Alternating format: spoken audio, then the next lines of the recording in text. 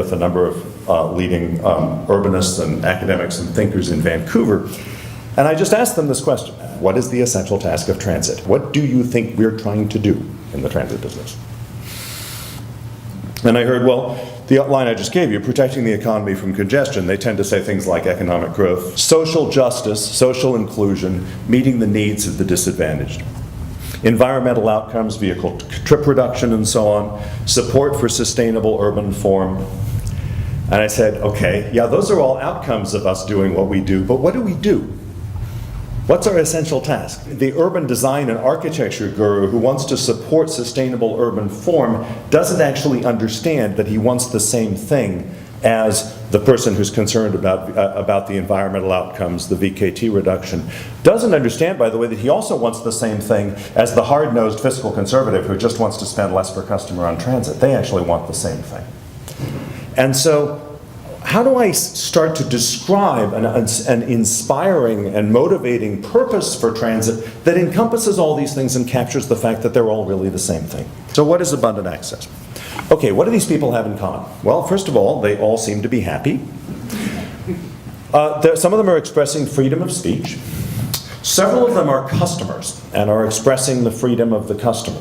Several of them are expressing freedom of association. They're hanging out with people that they want to hang out with. And how did they secure those basic freedoms? This is not a lecture in constitutional history or why you should admire various 19th century veterans.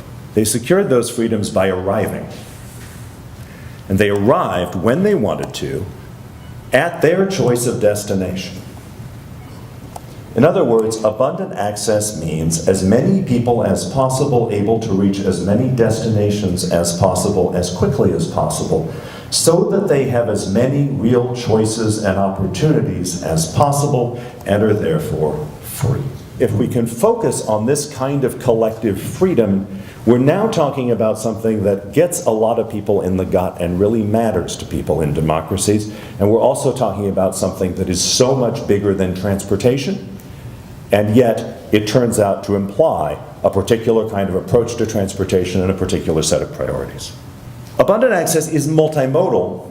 This is why, if you live in the inner city and you may use transit much of the time, now and then many times you'll just walk, many times you'll ride a bicycle, a few times you'll use a taxi, you may use a car share. Those are all part of your abundance. What if every transit agency could show you a map of your freedom? So here you can plunk down that pointer at a particular point, in this case downtown Portland, and this tool will show you isochrones of where you, those blobs would show you where you can get to on transit plus walking in 15, 30, or 45 minutes. Those are the concentric blobs. And when you draw it that way, it's actually a map of transportation outcomes, but we don't have to describe this by some desiccated technical term like travel time, right? When we turn travel time inside out, it's a map of freedom. It's a map of opportunity. You can look at those blobs and see what's in them, and see that yes, your romantic partner and your job and your house of worship and your most important friends and the elderly mother you visit once every weekend are all inside a certain blob. So what's abundant access? Well, what if our task were just to grow these blobs for the greatest number of people? How would we do that?